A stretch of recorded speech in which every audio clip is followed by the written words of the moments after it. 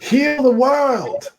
Make it a better place for you, for me, for the entire human race. Michael Jackson. Hello, everybody. Welcome to the Asound Yourself Dating Show. My name is Richard Francois, your dating strategist. And with me today, I have my illustrious co-hostess. What is your name, illustrious co-hostess?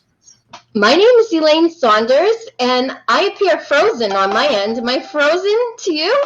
That's okay. We can hear you. That's all that matters. And you're frozen in a perfect frame. You look like you're pouting a kiss at some lucky stranger. So just carry on. No worries. We can hear you, and that's what matters most on the Astounding. Thank you for your patience while on hold. Exactly.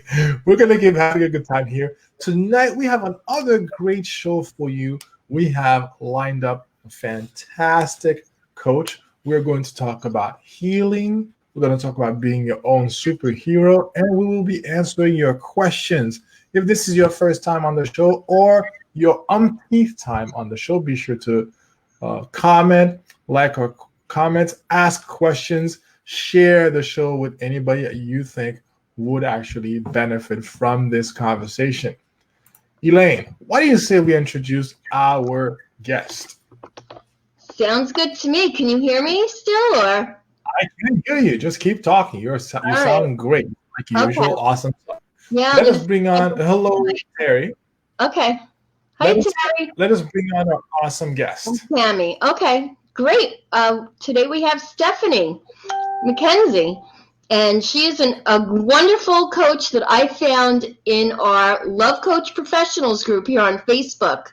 And she has graced us with her presence today and her wonderful, wonderful, wise advice. So she's going to share that with us today on our show. I'm so excited to introduce her today. Hi, Stephanie. Hello. Hello. How are you? Good to see you today. Thank you. I'm quite well. And yourself? Awesome. So good to see you, even though you can't see me right now. Okay, but you're here in spirit. Yes, we're going to try to fix that. But you keep talking in the meantime with Richard. Okay, I can do that. Okay.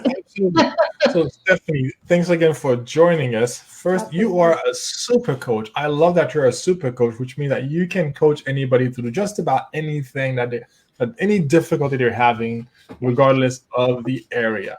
You specialize in life. I love it. And today, because this is the Asound Yourself Dating Show, I want to pick your brain about dating and relationships and how people can maximize them and maximize their experience of them. The first thing that I'm thinking of is when people come into relationships, we hear about this thing, baggage. They bring their baggage with them. In your experience coaching people, what is the thing that people, what is the most common thing people need to heal from in their search for the next relationship, the next amazing date, the next wonderful experience? What is the thing that most people you find need to heal from? I mean, ultimately, Richard, and thank you so much for having me. I'm enjoying this conversation already. The thing that I feel like they most need to heal from is the last relationship. And they're not doing that. Yes. Seriously. Like they're not. I'm blinking my eyes. So that you I see. Exactly. That this is a problem. And it's a problem because, something I tell prospective clients is that wherever you go, you're still there. So, can't escape yourself. Yeah, you can't. And so you're going from relationship to relationship to relationship. And, I had a young lady tell me the other day, I see a pattern in my behavior. I was like, you do? So until we heal and that changes the lenses, I often talk about healing like glasses. And when we are wounded and not healing, not addressing our wounds, not addressing our traumas, not addressing the things that we've been through, little T and big T traumas, all traumas matter, then it colors our perspective. And additionally, it calls in people that'll actually exploit or manipulate our wounds to their advantage.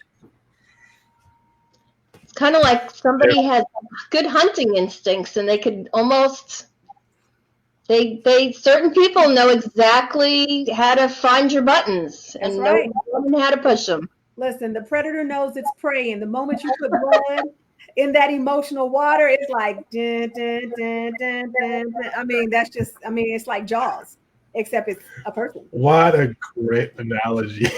Wow. It gets messy too, just like Jaws. No wonder people are so afraid of relationships. It sounds scary. I mean, it's funny though, there's nothing to be really afraid of when you're clear about who you are and what you deserve. And as trite and trivial as that may sound, there are so many people who aren't. And so they're settling for the love that they're getting instead of giving themselves the love that they always needed. Makes sense. Can you put that into perspective for us, like for example, or an analogy? Okay. For example, at one point, I say this in having a relationship with a moderately healthy person. I've been talking about this for about a week. And so one of my clients flipped her marriage in a week. And one of the things that we talk about is that if you have a complaint in your relationship, take that complaint. So if the complaint is they don't listen to me and it doesn't seem like I'm a priority. Okay. So you take that complaint and you turn it inward and you say self, and self says, are you listening to yourself? Are you making yourself a priority? And the answer is going to be a vehement no. You know why? Because that person, our relationships that are closest to us, are always going to reflect the love lack. That is the love that we're not giving ourselves.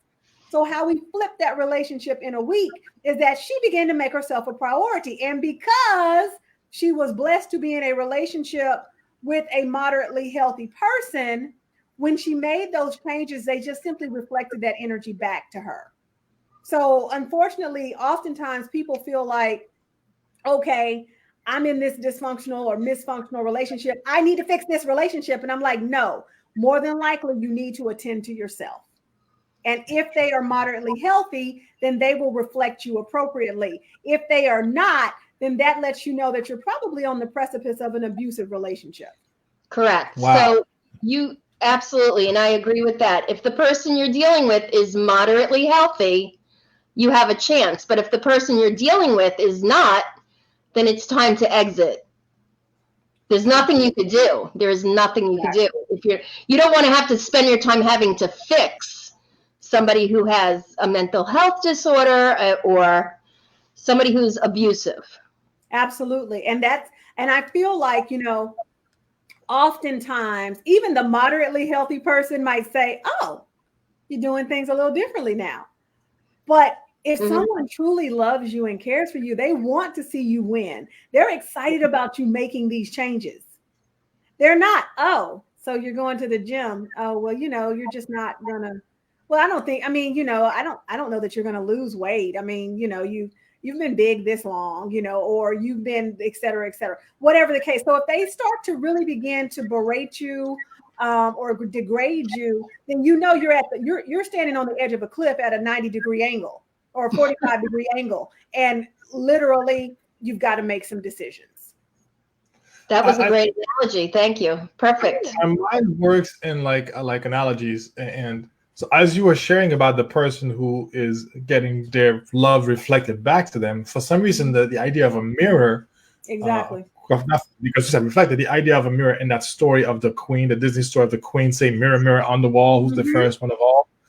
I'm thinking about that, and people in relationships, the way they seem to approach it is they don't like what they see reflected in the mirror. And instead of going to work over here, they just keep breaking mirrors and getting new mirrors. Ooh, that's a good analogy. And they eventually go, I hate mirrors. There's no good mirrors in the world for me. Mirror. It's the mirror, not me. It's the freaking mirror. Well, you know what? Here's what I need. I need a different brand of mirror. I need a mirror that's made of something other than glass because this mirror is too fragile. When I punch it, it breaks. I need a different kind.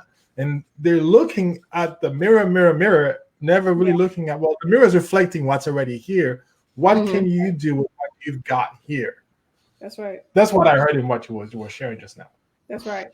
I think a lot of people have relationships, funhouse mirrors, because they distort everything. And so they're like, wait, I look like this? I'm this tall?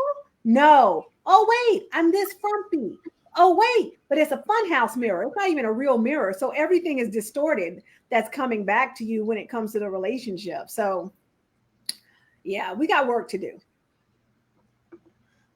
We got work to do, indeed. Do you have a question, Elaine? Yeah, it's interesting. In my practice, I often find that I get a lot of the same from the men and the same like obstacles or challenges from the women. And in other words, they're very gender specific. Do you find the same thing, Stephanie? Do you find that you seem to get a lot of the same stuff from the men that they feel challenged with versus the women? And if so, what are those challenges? Like, what do you see trending right now in dating? Well, it really depends, the common theme is for many things is that, oh, okay, I want, even if it's male or female, they're calling and saying, I want this to work. Okay, but the reasons why they want it to work and how they think that it's working or not working are kind of different.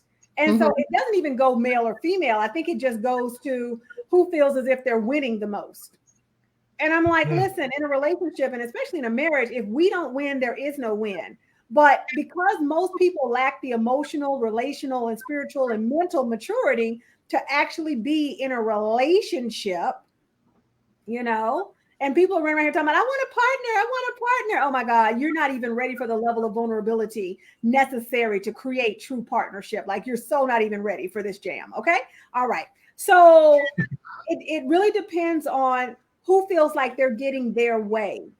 And unfortunately, getting our way has become the litmus test for whether a relationship is working or not. And I'm like, if one person needs to get their way all the time because they need that validation, then unfortunately, what we have to recognize is that control and manipulation are not love languages. This is highly intentional and intentional. I think Dr. Gary Chapman, author of the 5 Love Languages, would agree with me, because of those 5, control and manipulation don't make the list. Emasculation doesn't make the list. Being demanding doesn't make the list. But being entitled. How about that? Entitlement doesn't make the list. Unhealed triggers and wounds doesn't make the list. Wanting those to be catered to. What happens is that people come into relationship and they bring the energy from the last relationship. They bring the energy from their family of origin. They bring their lack of coping mechanisms. They bring their inability to communicate effectively. And they bring this incessant need to win into the relationship. And I'm like, listen, if you're really going to align with someone, first of all, it says that you should be whole. I've got a lot of people running around here that are 3-legged chairs wondering why we can't stand together, because you're 3-legged chairs. There's something missing from the equation. And so, like I said, it doesn't matter if it's male or female. The common thread is they want it to work. Okay, so that's the common issue. Oh, we just want it to work. We just want it to work. And we'll get to that later, because that's a whole different conversation. But why they want it to work and why they think it's not working sometimes varies by gender, sometimes simply varies by their worldview. Interesting. So I have a question there for you, Stephanie. You were mentioning before that people want all these grandiose things that they want. The fairy tale ending of the relationship. They want to wind up like the Bachelor or the Bachelor, whatever. They want, and they're not ready for this jam.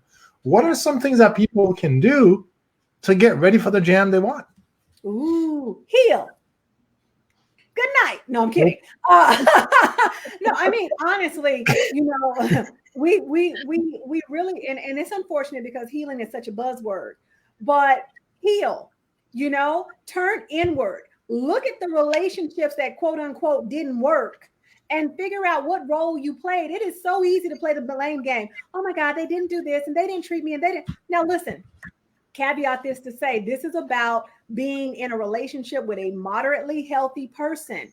If you're in a relationship where you are abused and mistreated, no. Some things cannot be fixed. And we're not trying to fix that. We need to fix you being in proximity to this person. Okay. Right. if you're in a relationship with a relatively moderately healthy person, and you've been in relationships with moderately healthy persons or people, then it's imperative that you take responsibility for the role that you played in those relationships coming to a point of demise. Now, sometimes it just doesn't work because it's seasonal and it wasn't intended to work. But sometimes it doesn't work because we decided that we weren't getting what we wanted. And so we figured it was better for us to try to get it from another person than to turn inward and look at what we're actually giving ourselves. We are so enamored with the getting that oftentimes we forget about what we're giving. That makes sense. You said what we're giving ourselves. Yes. How much of the healing and the getting ready for the jam also involves getting clear on what do I have to offer? I think people have this list, this extensive list of this is what I want in the ideal partner, but I don't think they spend enough time creating a list of, well, this is what I have to offer for this ideal partner, and this is what I'm working on to make myself more desirable to this ideal partner too. Like, what are you doing to be a magnet to that Mr. or Mrs. whomever? Exactly. I think that at the end of the day, people love to make these lists. And they've been told to. Yeah, it's like Christmas. And I want this, and I want this, and I want this, and I want this, and then you're expecting something. Yeah, it's like this, but like you say, I've sat with clients and I said, okay, so what are we talking about? Maybe we're doing date coaching, and I'm like, okay, so what do we want? And I get this list, and this list is very surface, it's very pretentious, and I'm like, well, what do you believe in? How what do you feel? What are the things that create your reality? Because we can have surface level relationships until the end of time. When we want a relationship that matters, that is meaningful, that is significant, then it's deeper than that. But again, many of us don't want to risk awkwardness. We don't want to be vulnerable. We don't want to let people in because we might get hurt. And I'm like, you got hurt anyway. So how's that working out for you? It's true. We're not discerning who we should put that energy into. That's the problem. It's not that you put the energy into this person. It's that you didn't take a moment to discern if this person was worthy of your time and energy and your effort. And by that same token, you didn't take an evaluation of what you're bringing to the table in terms of time, energy, effort, treasure, those things that actually matter to you. You're just going from person to person to person to person, hoping you're going to find the one because you watch way too many Disney movies and you want to ride off into the sunset. Not going to happen. Not going to happen.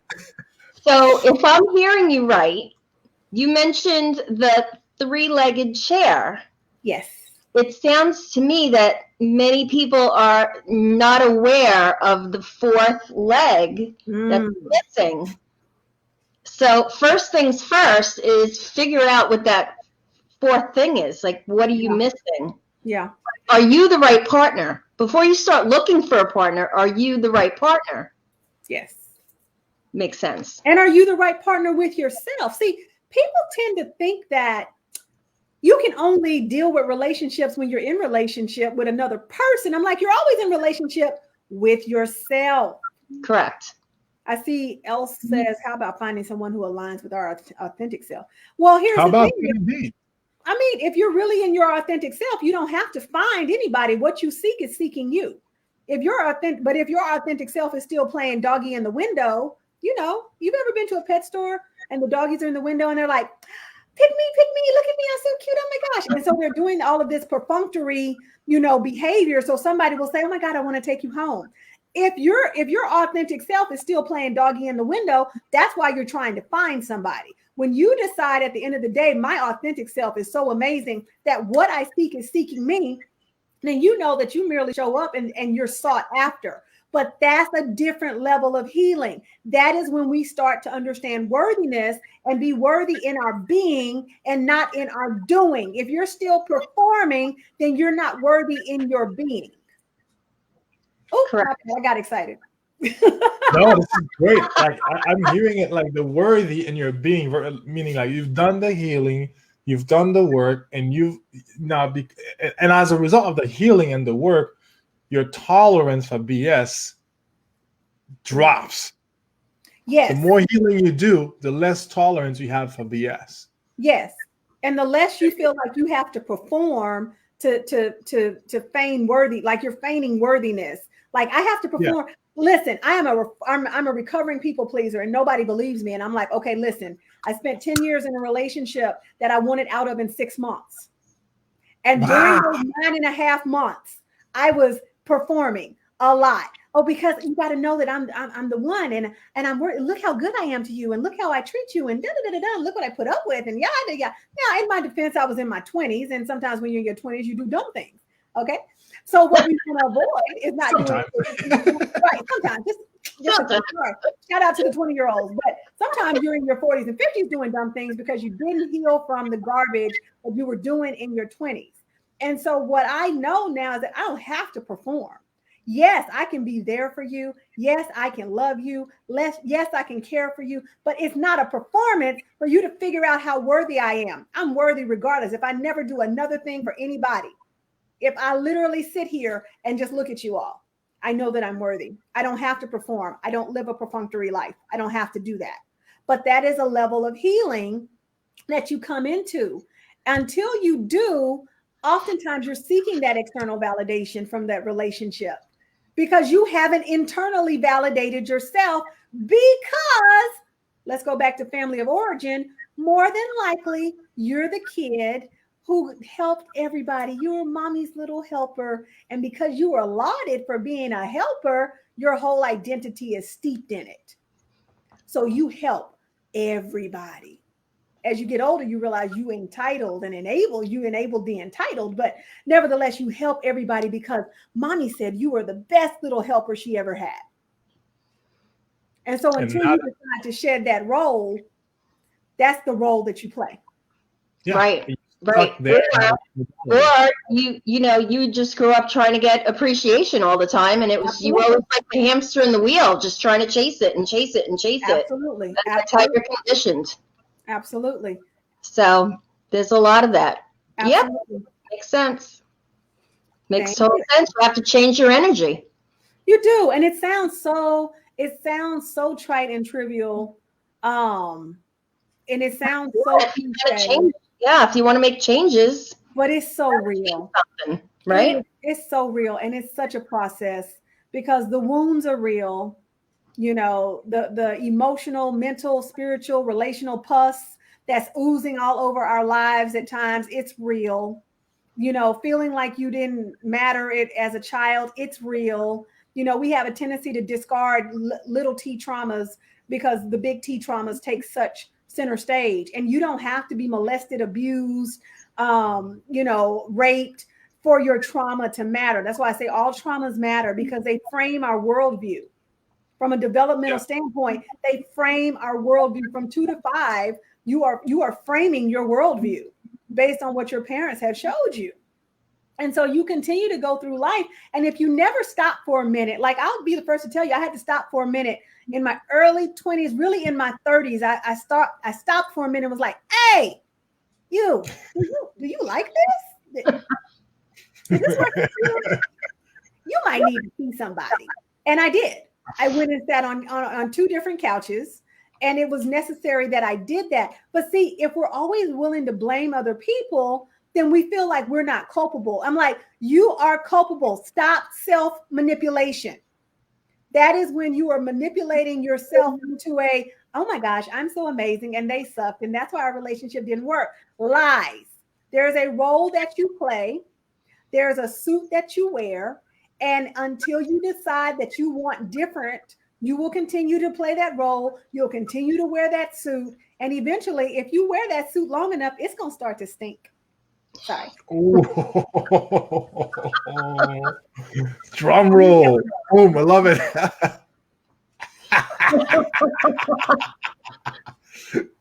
Don't wear the suit too long, everybody. It's going to Well, start. it's a good thing you can't smell people over Zoom, right? I mean, in theory, I am whatever Claire it is that you can actually smell people. So it's fairly intuitively disturbing. But yeah, I can actually smell people on video.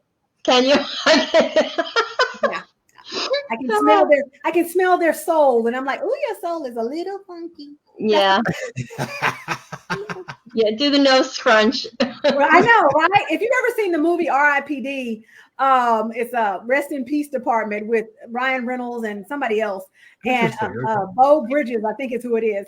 And they talk about how you can identify a deado, so a dead person that's still walking around on the earth. And they called it their soul stank. And the soul stank would make things be broken. So if you got in the elevator and the light was broken and it was flickering and the number was in the wrong place, then more than likely there are some deados around. The stench made things break physically. Yeah. Wow. The soul stank is so bad that it breaks physical things. And I think we need to be mindful of the fact that, not to be harsh, but we've all been through things, and those things have colored how we see the world.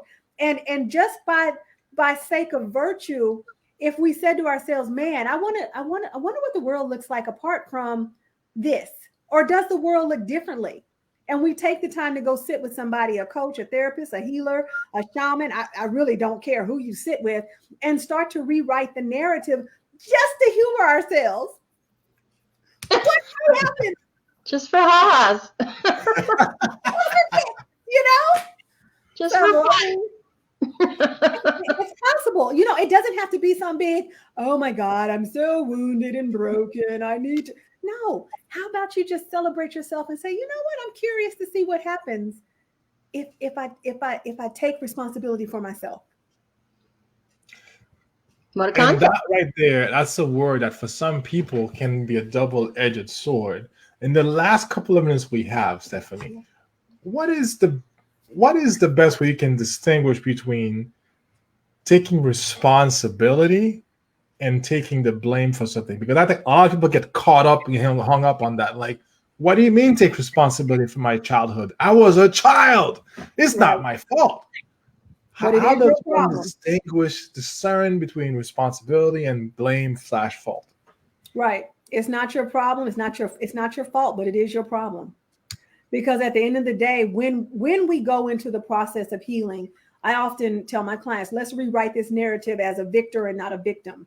Now, that means different things for different people. That might mean writing a letter. That might mean taking some bay leaves and writing what you're thinking and burning them. That may take doing grounding exercises. That may take going to a therapist. That may take facing the person that hurt you. It could take a myriad of forms, right? Yeah. But you don't have to take responsibility for what they did, but you do take responsibility for how that incident, that situation colored your worldview and what it gave you. And so if you felt like, in your childhood, maybe you had 3 siblings and you felt like you always got shafted. Not your fault, but it is your problem, because now in your worldview, you may actually believe that you don't deserve anything, or that you're not going to get anything because that is what that situation taught you. So that when you take responsibility, you are unlearning what you have been taught by way of other people's actions towards you. It's an unlearning process. It is not you saying, I take responsibility for the messed up stuff that they did. It is saying, I take responsibility for unlearning what I was taught by the situations I went through. Just like taking back control of the airplane that is your life, instead of leaving it on autopilot and go, well, it's going to go wherever it's going to go because of where it was. Right. And you're like, and that alone is a scary process. But because now you can't blame anything else. When it stops working your way, there's only one person to look at. It's like, okay, well, it didn't work out. I'm 100% accountable now. What can I do about it? It's then versus saying, hey, it's my past. It's my past. It's my past. And I was like, no, you've declared yourself responsible. and accountable. It's you. And there's the good and the not so pretty about that. Absolutely. That's awesome. And look at that. Yeah. Go ahead. Time is up. I'll let you finish that. I know, right? I'm sorry. I Kanye'd you. Sorry, Taylor Swift. I wanted to finish. No, I was just going to add to that sometimes blame can be a response to traumatic experiences. But, you know, how long are you going to let the excuse be the excuse? What they did was really messed up. You know, it hurt you. You were saddened. You were disappointed. Now it's time to unlearn, because what we always want to do is render the past impotent. If we render the past impotent, then we can embrace our present and we can reveal our future, and then we can love extraordinarily, or we can be our own superhero in love. Awesome. Thank you. This was fantastic, Stephanie. And so before we go, I know that you want to let people know how they could find you, and quickly let them know about your healing workshop too. Absolutely. Well, yeah, you can always find me. Best way to track me down, I have 2 coaching practices, the relationship firm as well as the healing firm. But the easiest way to get in touch with me is at StephanieDMcKenzie.com. You can also there you go. It's right there. You can also connect with me on Facebook, Coach Stephanie DM, IG Stephanie D McKenzie, and Twitter, of course. You don't have to put that up, Carla, I think it's Stephanie DM, but it's okay. I never look at it. But that's the easiest way to get in contact with me. Additionally, because healing is so major, all roads lead to healing no matter what I'm coaching. We are launching a 21-day healing challenge February 10th. It starts on February 10th. And so if you're interested in healing for your life, for your love, for your legacy, for your business, then by all means, please sign up at realheal.nocapes.org. Awesome. Thank you. Thank you, Stephanie. Elaine, your turn. Tell everybody where they can find the extraordinary matchmaker that you are. Well, before I do that, I just want to make sure, are we on board for an event on Tuesday night, Stephanie? We are. Yes, we're having our first guest for our Zoom event on Tuesday, and that's going to be Stephanie. Tuesday night on Zoom, so tune in. We'll be posting that all over Facebook. But we will have that posted in Asound Yourself and in Dynamic Introductions. People can join us on Zoom and literally interact and ask questions live on Zoom Tuesday night. And that will be at, I think it's at 7 p.m., if I got that right. But we'll confirm and it'll be posted. So you can find me on Facebook at Dynamic Introductions or www.dynamicintroductions.com. I'm your favorite matchmaker here in the Boston, New Hampshire area. Take it away, Richard. All right. Thank you, Elaine. And if you all are looking for moi, that's French for me. If you're looking for me, you can find me on this page, Asound Yourself Dating. You can also go to grichard360.com. If you are a nice guy who is sick of being the nice guy who doesn't get the kisses, I'm the guy for you. I recognize that plight, and I've been out of it. So I can help you with that. If you are a nice guy who wants to continue being respectful, but get the kisses that the nice guy doesn't get, let's talk. grichard360.com. Thank you all for watching the show. I know we didn't get a chance to say hello to everybody who watched. So hello to everybody who watched, and hello to everybody who commented. We loved participation today, and we will respond to your comments after the show. Thank you all for watching. Have a great night. Thanks, everyone. Thank you. Hi, Terry. My God.